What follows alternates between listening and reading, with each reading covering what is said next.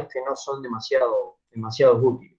Así que bueno, por ahí ustedes van a ver que van más enfocados siempre como a los caballos y a los carnívoros, porque son dentro de este grupo de especies la que mayor cantidad de problemas, lesiones, casos clínicos y demás tienen a nivel del aparato locomotor. Por eso yo me enfoco principalmente en esas especies. Y generalmente las consignas que uno después observa en los exámenes y demás están más que todo vinculados a este tipo de especies. Por ahí sí pueden preguntar alguna fórmula vertebral de otro animal, o qué sé yo, o el carpo o el tarso de algunos otros animales, pero en general va apuntado más a estos animales. Bueno, entonces, vamos a tratar de explicar un poquito cómo están organizadas las articulaciones del miembro torácico, y después, si nos da el tiempo, vamos a tratar de ver si podemos abarcar algo, aunque sea algunas cositas del miembro pélvico, y si no lo vemos en alguna otra ocasión, no hay problema. Bueno, acá estamos viendo una de las especies donde más cantidad de lesiones van a encontrar del aparato locomotor, y muchas de las materias que estudian este tipo de patologías se enfocan principalmente a esta especie. Y sobre todo animales que están en actividad deportiva. Muy raro van a encontrar problemas del aparato locomotor un animal que está en el campo, descansando, sin ningún tipo de estrés, ni de ejercicio físico, ni nada por el estilo. Aunque puede llegar a pasar, no digo que no, puede llegar a pasar algún tipo de problema. El bicho meta la mano, una pata en un pozo, y bueno, eso seguramente va a generar algún tipo de problemas. Bien, como ustedes seguramente habrán leído, en el caso de lo que son los miembros, que son los apéndices locomotores, hay un claro predominio de un tipo de articulaciones. Dentro de lo que es la clasificación general, ¿qué articulaciones son las que predominan en los miembros? Eso va como una pregunta, no sé si alguien me la puede responder por el chat o por el tren que vamos a permitir, que hay varios que se quieren meter. Un error. ¿Se ve la pantalla? No, No, profe, No, profe. ahora la saqué. A ver, esperen un cachito, pero... a ver ahí. Bueno, no sé si alcanzaron a escuchar la pregunta. ¿Qué sí, las tipo de... articulaciones sinoviales. Las Claro, ¿por sinoviales. qué les parece que hay este tipo de articulaciones, un predominio claro de estas articulaciones en los miembros? ¿Por qué de este Porque hay tipo? más movimiento, ¿no, profe? Exactamente, ese es el objetivo que tienen las articulaciones sinoviales, salvo raras excepciones, que hay algunas que se mueven realmente muy poquito, pero en general las articulaciones sinoviales están diseñadas para moverse. Y los miembros, los apéndices locomotores, los que van a permitir que el animal camine, corra, salte o haga lo que tenga que hacer, van a tener un predominio de este tipo de articulaciones para asegurarse de que ocurran los movimientos. Por eso es que vamos a ver que prácticamente en todas las uniones, los vínculos que existen entre los huesos, hay una articulación sinovial. En algunas regiones de los miembros puede haber algún otro tipo de articulación, como puede ser una articulación fibrosa o una articulación de tipo cartilaginosa, pero en general la mayoría de las articulaciones que hay en los miembros son de tipo sinovial, para permitir, lógicamente, estos movimientos. Lo que sí tenemos que ahora tener en cuenta son varias cositas, empezar a describir cada una de estas articulaciones. Esperen que hay alguien que se quiere unir. Profe, A ¿qué ver. diferencia hay entre sinovial simple y compuesta? Ahora le vamos a explicar toda esa cuestión. No sé por qué tengo tantas cosas abiertas acá. Esperen.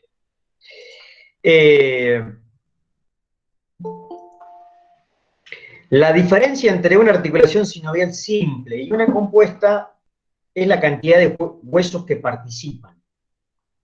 ¿Sí? La cantidad de huesos que participan. Cuando participan solamente dos huesos, se habla de una articulación simple. Por ejemplo, la primera que íbamos a ver, que era la del hombro. Son dos huesos solamente que participan, la escápula y el húmero. No hay otro hueso que entre en juego. Cuando participan más de dos, ya estamos en condiciones de describir una articulación compuesta. ¿Me explico la diferencia entre una cosa y la otra? Sí. Sí. Ok, bien. Acá. Sácalo ahí, no me apague la computadora, no es posible. Bien, entonces vamos a la presentación. Acá estaría entonces la primera, la articulación más proximal. Recuerden que, bueno, esto todavía no lo hemos mencionado porque no hemos tenido todavía ninguna clase vinculada a la parte de miología, pero los miembros torácicos, tanto el izquierdo como el derecho, están conectados al tronco no mediante una articulación. No hay ningún tipo de articulación que conecte la escápula ni el húmero al tronco del animal. La conexión se realiza principalmente por tejidos blandos, entre ellos numerosos músculos, hay fascias, es decir, hay tejidos fibrosos, hay algunos pequeños ligamentos, pero no hay un hueso que esté conectado con otro para poder unir los miembros torácicos al tronco. No es como en el humano u otros primates donde nosotros tenemos la clavícula, que de alguna forma eso está conectando en realidad la articulación del hombro con el esternón, por ejemplo. En los animales no hay clavícula, por lo menos en los animales que nosotros estudiamos. Entonces, la primera unión que hay verdadera entre huesos ocurre a nivel de escápula y el húmero. Esa es la primera articulación que tenemos. Lo anterior no es una verdadera articulación, es simplemente una unión mediante músculos y estructuras blandas de los miembros al tronco. Después ya vamos a ver cómo se denomina esa unión, también tiene importancia, lógicamente, pero no es una articulación. Entonces, acá tenemos un esquema de más o menos cómo deberíamos estudiar cada una de las articulaciones de los miembros, ya sea el miembro torácico, pélvico, las articulaciones de la columna y demás. Es decir, tratemos de ser ordenados, siempre conviene ordenarse para poder describir después correctamente una estructura anatómica. Entonces, lo que primero tenemos que tratar de definir, primero, cuáles son los huesos que intervienen. ¿Sí? En este caso tenemos solamente dos, la articulación del hombro, o también llamada articulación humeral, como aparece en algunos libros, o escápulo humeral. Ya el nombre nos está diciendo cuáles son los huesos que participan. La escápula está proximal o a dorsal, y el húmero que está a distal. Esos son los dos huesos que van a participar, por eso es una articulación de tipo sinovial y es simple. No hay ningún otro hueso que participe en esta articulación. Una vez que definimos los huesos que participan, tenemos que ser un poquito más específicos. ¿Qué partes del hueso aporta cada uno? ¿Qué partes de la articulación aporta cada uno de estos huesos? ¿Qué parte tiene para articularse cada uno de estos huesos?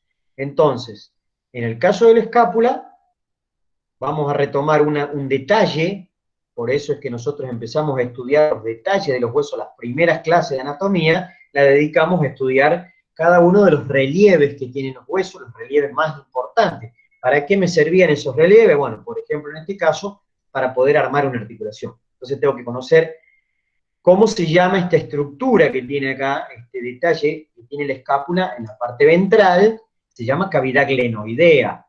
Es una cavidad no muy profunda, una concavidad no muy profunda, que va a permitir que el húmero acople la cabeza. O sea que ahí están las dos superficies articulares que aportan para la formación de la articulación del hombro. La cavidad glenoidea de la escápula y la cabeza humeral, o la cabeza del húmero. La cabeza del húmero generalmente es más grande, en todas las especies pasa lo mismo, es más grande en tamaño que la cavidad glenoidea de la escápula.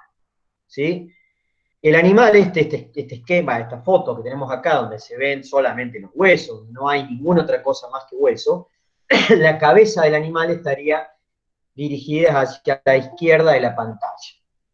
Esperen un cachito que hay alguien que se está queriendo conectar. me parece. Sí. Bien. Entonces, ya describimos qué huesos participan. Ya describimos qué aporta cada uno de los huesos. Una cavidad en uno de los casos, la escápula, y una eminencia articular en el caso de la otra. Entonces, la vamos a ir clasificando ahora. Ya sabemos que es de tipo sinovial, es simple porque participan solamente dos huesos, pero dentro de lo que son las clasificaciones de las articulaciones sinoviales, yo les dije que traten de revisarlo y estudiar ese apunte que yo les había dado y que también está en los libros. Hay una clasificación, hay alrededor de 6 o 7 tipos diferentes de articulaciones sinoviales donde se tiene en cuenta un poco la geometría de las superficies articulares, las formas geométricas que tienen las superficies articulares. De ahí deriva en que esta articulación, la del hombro, y pasa igual en el caso de la cadera, sean clasificadas como esferoidales. ¿Por qué son clasificadas como esferoidales? Porque la cabeza del húmero es como una esfera, es similar a una esfera, no tan perfecta ni tampoco completa, pero tiene el aspecto como una esfera que encaja en una copa articular o en una cavidad articular. Entonces de ahí viene esta clasificación de esferoidal. Así vamos a ir viendo distintos tipos de articulaciones. No todas las articulaciones son esferoidales, solamente hay algunas en los miembros y puntualmente hay solamente dos. Una es el hombro y la otra es la cadera. ¿Sí? ¿Vamos bien hasta ahí?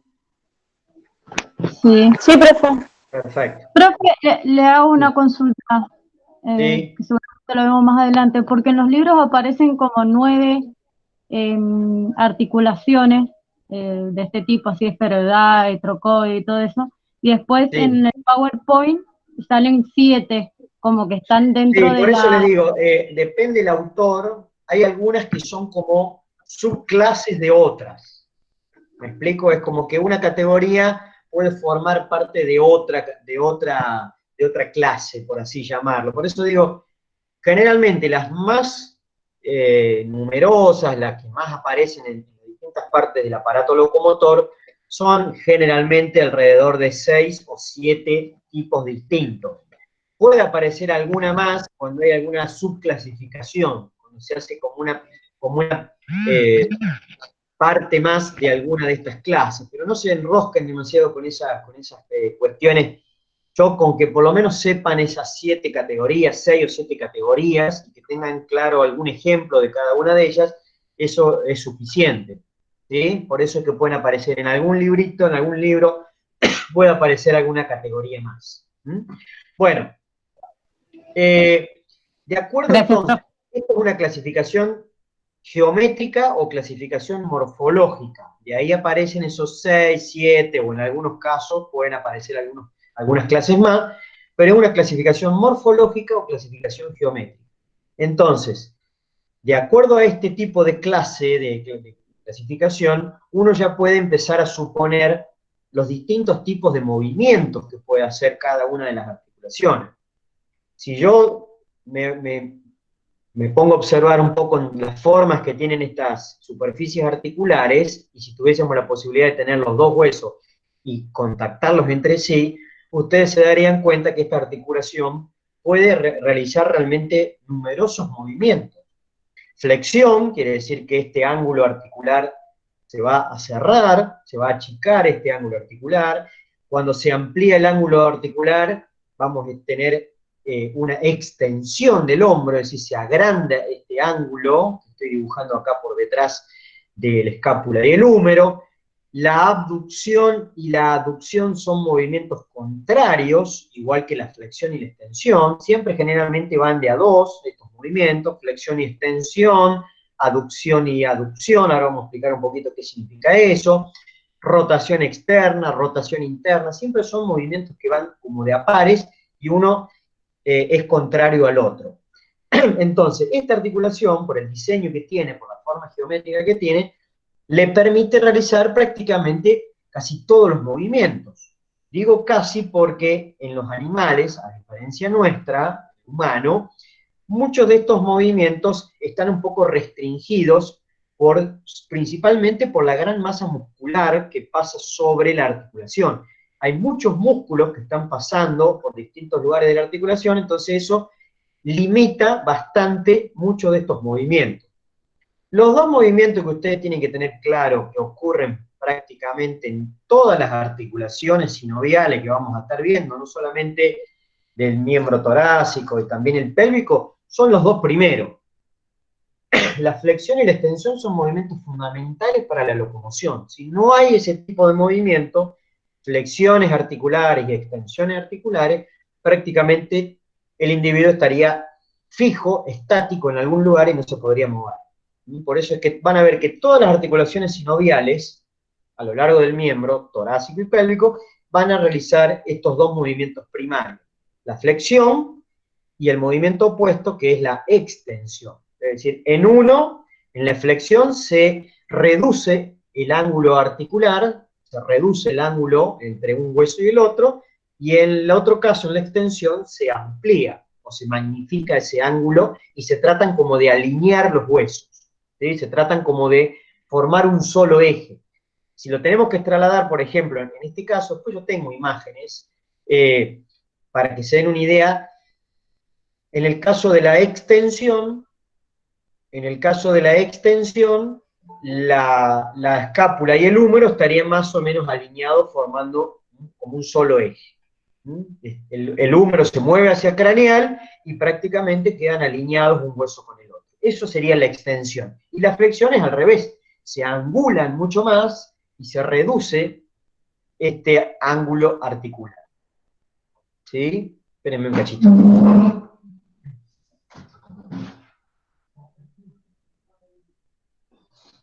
Está llorando. Bien, fíjense lo que dice el recuadro de ahí abajo. ¿Sí? Eso está sacado de un libro bastante viejo, un librito bastante viejo, pero que es útil, porque es bastante simple la manera en que explica las cuestiones anatómicas. La articulación del hombro, la articulación humeral, no tiene elementos, digamos, de soporte bien desarrollados, como sí vamos a observar en otras articulaciones. Esperen un cachito. Yo voy ahí a aceptar que alguien está queriendo ingresar. Bueno, recuerden ustedes que estamos hablando de articulaciones sinoviales. Entonces, si es una articulación sinovial, va a tener una serie de elementos constantes que están presentes en absolutamente todas las articulaciones sinoviales, y después pueden tener una serie de agregados que son los elementos inconstantes. ¿Sí? Los elementos inconstantes son los que van a, de alguna forma, colaborar para darle estabilidad a la articulación, para que los huesos se mantengan conectados, vinculados, ¿sí? Y los que más comúnmente aparecen en casi todas las articulaciones son los ligamentos. Los ligamentos son cordones de tejido fibroso que van de un hueso a otro, o a otros, dependiendo cuántos participen, y de esa manera los mantienen conectados, permitiendo que se mueva la articulación, pero manteniendo ese vínculo estrecho entre los huesos, para que no haya una separación y que se muevan de la manera en que se tienen que mover. Entonces, la articulación del hombro, la del codo, la de la mano, la de los dedos, la de la rodilla, la cadera, demás, son todas articulaciones sinoviales, o sea que todas van a tener los mismos componentes constantes, ¿no? Todas van a tener los mismos elementos constantes, es decir, superficies articulares, lo repasamos, superficies articulares que están aportadas por los huesos, después cartílago articular, que va a estar revistiendo esas superficies articulares, después van a tener una cápsula que va desde un hueso a otro, y que esa cápsula va a estar formada por dos porciones, una parte fibrosa, más externa, y una parte sinovial interna, que se encarga de formar o producir el líquido sinovial, otro de los elementos constantes. El líquido sinovial está presente en todas las articulaciones, sinoviales obviamente, y la cavidad articular. Esos son todos los elementos que vamos a encontrar en cualquiera de las articulaciones sinoviales que hay en el cuerpo. ¿Sí? Con cualquiera de las articulaciones, no solamente de los miembros, sino de la columna, en la cabeza, en cualquier parte que haya articulaciones sinoviales se van a compartir y van a tener estos elementos que por eso se llaman constantes, porque están básicamente en todos. Pero el tema está que aparecen algunas diferencias en los elementos inconstantes. Los elementos inconstantes son los ligamentos, los discos articulares, los meniscos y los labios o rodetes marginales o cartílagos marginales. Esos son los elementos que podemos tener en algunas articulaciones o que pueden faltar en algunas. Por eso se llaman elementos inconstantes. Bueno, el caso del hombro, esta articulación que estamos viendo, tiene algunas particularidades. Esto que está recuadrado acá, después lo ven tranquilo, pero en definitiva lo que está anticipando es que esta articulación no tiene ligamentos bien desarrollados, más allá que vamos a mencionar algunas estructuras fibrosas que van desde la escápula al húmero, no son los principales elementos que sirven para estabilizar la articulación. Hay unos ligamentos, pero son básicamente unos pequeños engrosamientos fibrosos, unos cordones muy poco notables, que colaboran en parte con la estabilidad, pero no son los principales elementos de soporte. Los principales elementos de soporte que tiene la articulación del hombro van a ser músculos que están pasando desde la escápula hacia el húmero, que están como pasando de un hueso a otro, y de esa forma, esos músculos que van a llevar determinadas funciones, que van a permitir que la articulación se mueva de una manera particular, además colaboran con la estabilidad articular. Esperen un cachito que otra vez alguien se quiere enganchar. Está bastante complicado el tema de la... Bien. Vamos a la diapositiva siguiente. Acá vamos a observar algunas otras cositas. Bien. Acá tenemos los huesos, solamente la parte distal o la ventral de la escápula, la parte proximal del húmero, ahí están separados, son solamente los huesos, ahí están, hay un montón de detalles que están mencionados acá, pero yo quiero que nos enfoquemos en este lugar donde se va a formar la articulación del hombro o articulación humeral. Fíjense que acá ya no se observan los relieves óseos que participan en la articulación. ¿Por qué no se ven? Porque casualmente en esta disección, en este preparado anatómico, se ha dejado en su lugar la cápsula articular. Es esta envoltura, este estuche, que va desde hueso a hueso, que rodea lógicamente por todos los lados a estos huesos, y de esa forma la cápsula articular encierra las partes, los relieves óseos con sus cartílagos articulares, y adentro queda contenido entonces el líquido sinovial. Por eso no estamos viendo esta imagen, porque acá se ha mantenido en su lugar la cápsula articular. ¿Sí? Acá estamos viendo principalmente la parte externa de la cápsula, que es la parte fibrosa. Del lado de adentro tendríamos la parte sinovial. Es un estuche delgado, que se rompe con cierta facilidad, sobre todo cuando uno hace un preparado anatómico, y esto no tiene la suficiente resistencia como para mantener unidos los huesos. Colabora un poquito, pero los principales elementos de soporte son los músculos que van a ir pasando por distintos lugares sobre la articulación, y de esa manera van a ir dándole el refuerzo suficiente para poder darle estabilidad. Bueno, acá están los ligamentos que yo les comentaba, que no están bien desarrollados. Existen, pero son bastante débiles estos ligamentos. Esta imagen es una imagen donde estamos viendo la escápula desde craneal, por ahí es medio complicado entenderla, y acá se ve también la parte craneal y proximal del húmero. Estos ligamentos que forman como una B corta invertida, con el número 1, fíjense que desde la escápula se dirigen hacia el húmero, esos ligamentos que forman como una B corta dada vuelta para arriba, se denominan ligamentos glenohumerales. Se llaman gleno porque vienen desde la tuberosidad supraglenoidea de la escápula y van hacia la zona del húmero, los tubérculos del húmero. El tubérculo mayor, que está al lado lateral, y del tubérculo menor, que está al lado lateral. Bueno, acá tenemos lo que por ahí tienen que conocer a grandes rasgos, es por lo menos saber de dónde hasta dónde van los ligamentos.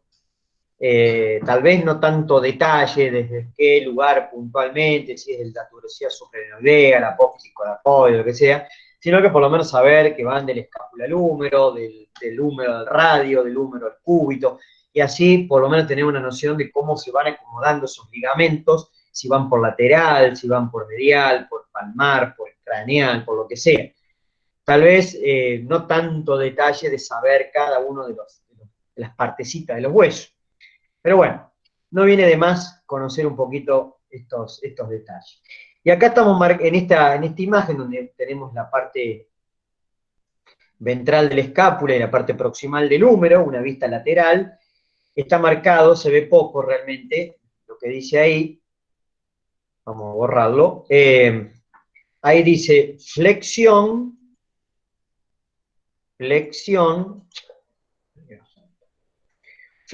dice acá, y extensión dice acá. Fíjense que uno está atrás y el otro está adelante, y bueno, eso es lógico.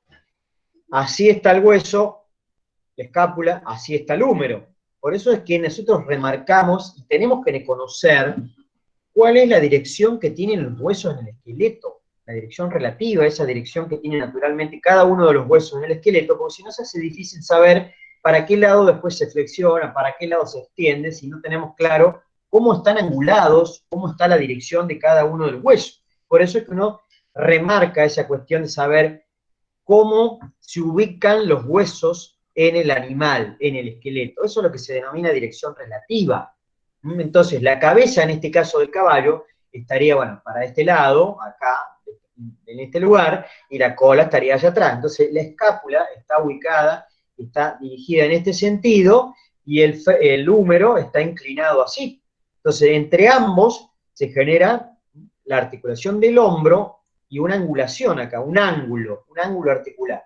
Entonces, cuando este ángulo se cierre, se achique ese ángulo articular, estamos haciendo flexión. Para que ello ocurra, van a haber músculos que trabajan para que se haga ese tipo de movimiento. Músculos flexores, que ya los vamos a ver. Y al revés, cuando este ángulo articular se amplía, aumenta, se hace más grande, estamos haciendo la extensión, donde el húmero se va a mover hacia craneal, ahí a nivel de la cabeza del húmero y la cavidad glenoidea es donde va a ocurrir el movimiento. Entonces, el húmero lo que va a hacer es moverse hacia craneal. Para que ello ocurra, también necesitamos músculos. En este caso van a ser músculos extensores. No me quiero adelantar a todo esto, pero es para que vayamos, digamos, viendo que todo está conectado. Los huesos, las articulaciones, los músculos, sí. Hay un chico que me pidió que se fijara si lo puede aceptar para que ingrese a la clase. Bien, ahí vamos. Ah, bien, no escuché el celeste también. Bueno. Entonces, por eso es que es importante esta cuestión de saber cuál es la dirección que tienen los huesos, la dirección relativa, la dirección que tiene naturalmente en el esqueleto. Porque después de esto, a medida que se conectan los huesos, uno después va a predecir para qué lado se flexiona, para qué lado se extiende, para qué lado ocurre la abducción, la aducción. Son todos los movimientos que vamos a ir viendo y que van a ir ocurriendo en las distintas articulaciones. Bien.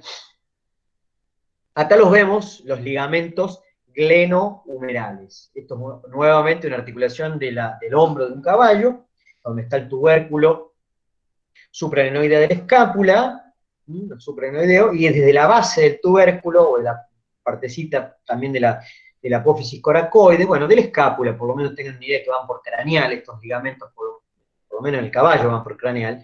Fíjense cómo acá aparece un ligamento y acá tenemos el otro ligamento, que están como de forma divergente, es decir, formando como una V corta, desde ahí, desde la escápula, hacia el húmero.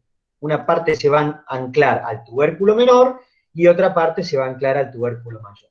Bueno, estos ligamentos, ténganlos en cuenta, pero no son los principales estabilizadores de la articulación. Los principales estabilizadores, ya lo vamos a ver, son músculos que van pasando por distintas partes de la articulación.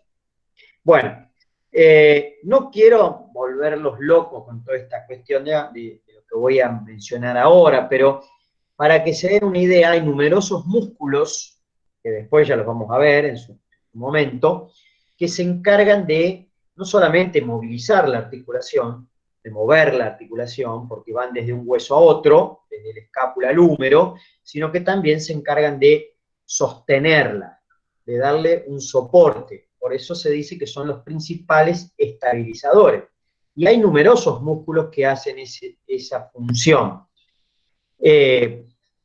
Creo que en la primera diapositiva, cuando arrancaba, a ver si está, para que no tengamos que volver a repetirlo. Fíjense, acá están en esta diapositiva, después cuando ustedes lo repasen, fíjense que hay dos músculos que van por lateral del hombro, que pasan por los laterales, por el costado. Uno se llama supraespinoso, el otro se llama infraespinoso. Los dos están ocupando cada uno una fosa de la escápula que tiene ese nombre, la fosa supraespinosa y la fosa infraespinosa de la escápula. Ahí van a estar esos músculos. Después hay otro que está por el lado medial, que tiene el mismo nombre que la fosa. La fosa se llama subescapular, el músculo se llama también subescapular, que pasa por del lado interno o lado medial. O sea que lo que están haciendo estos músculos, más allá de mover, van a servir para fijar la articulación de un lado y del otro. Esa función en el resto de las articulaciones, por ejemplo en el codo, en la mano, en el carpo, en los dedos y demás, lo van a realizar los ligamentos, que van a ir de un lado y del otro de la articulación. Se llaman ligamentos colaterales, pero la articulación del hombro no tiene ligamentos colaterales. Es decir, ligamentos que pasen por lateral y por medial. Por eso es que estos músculos son realmente importantes para darle el soporte.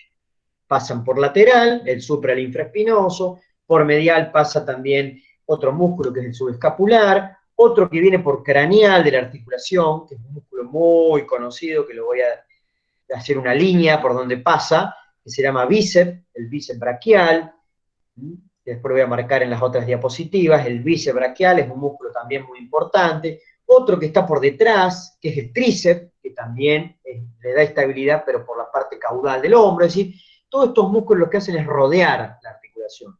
Entonces, le dan la estabilidad de lateral, la estabilidad medial, la estabilidad craneal, la estabilidad caudal. Eso es un poco la idea de estos músculos. Por lo menos tengan en cuenta esos 4 o 5 músculos que acabamos de mencionar. Acá se los voy a mostrar rápidamente, no es la idea meternos de lleno en la parte muscular. Acá tenemos uno de los músculos que pasa por lateral, que se llama supraespinoso. Ahí está. Uy, se me fue el puntero. Supraespinoso.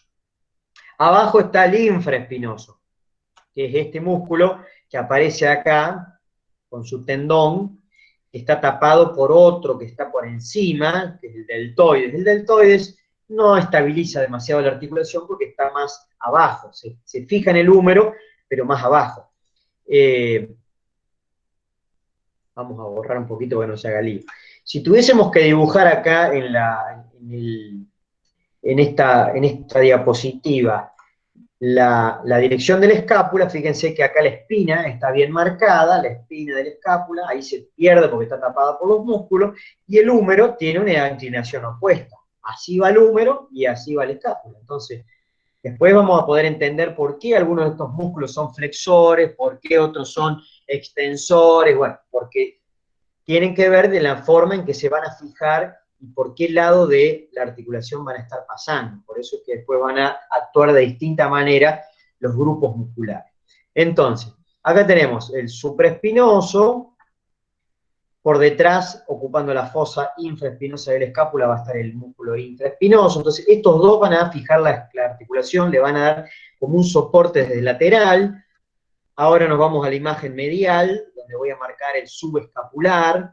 el músculo subescapular, que ahí está, músculo subescapular, el bíceps, que acá se ve un pedacito nomás del bíceps, el bíceps empieza desde la escápula y pasa por delante del hombro, este músculo, después vamos a ver dónde termina, no hace falta ahora saber todas esas cuestiones, pero por lo menos saber cuáles son los músculos que le dan la estabilidad a esta articulación, donde ya sabemos que los ligamentos no están bien desarrollados. El tríceps es un gran músculo, prácticamente triangular, lo voy a tratar de delimitar, más allá que hay una parte que está tapada, pero todo este triángulo muscular que está por detrás de la articulación del hombro, a caudal, también colabora con el soporte. Es decir, todos estos músculos rodean, pasan por un lado, por el otro, y de esa manera le dan el soporte. Entonces, al haber tanta masa muscular que está alrededor de la articulación, esta articulación no se mueve de manera tan notable como se mueven nosotros. En el humano, si ustedes mueven su hombro, lo van a mover para todos lados. Van a hacer flexión, extensión, aducción, abducción, rotación, circunducción, que es como si ustedes estuviesen dibujando un círculo en la pared. Bueno, para que ocurra ese movimiento, necesitamos tener una conformación articular bastante particular. Nuestra articulación del hombro también es esferoidal, pero no tiene tantos músculos como pasa en los animales, además está como más separada del tronco, por eso es que se mueve un poquito de manera más compleja que en los animales. Bueno, y en el perro, ¿qué es lo que pasa en el perro? Básicamente es lo mismo que en el caballo. Lo único que varía acá es que aparecen los ligamentos glenumerales, pero están dispuestos de otra forma. Hay uno que está más por lateral y otro ubicado un poquito más de medial, no tan craneal como pasa en el caballo. Acá estamos viendo el ligamento glenumeral lateral y el glenumeral medial. Glenumeral medial. Después el resto es lo mismo, todos los músculos están, el soporte principalmente lo realizan los músculos, es decir, lo único que cambia acá es básicamente la disposición de los ligamentos glenumerales que se llaman lateral y medial. Bueno, ese es un ligamento que no lo mencioné porque no lo tiene el caballo puntualmente, pero es un ligamento que no colabora demasiado en la articulación. Simplemente ese ligamento lo que hace es sostener el tendón del bíceps, de ese músculo, que ya lo vamos a ver, que es un músculo muy importante para el movimiento.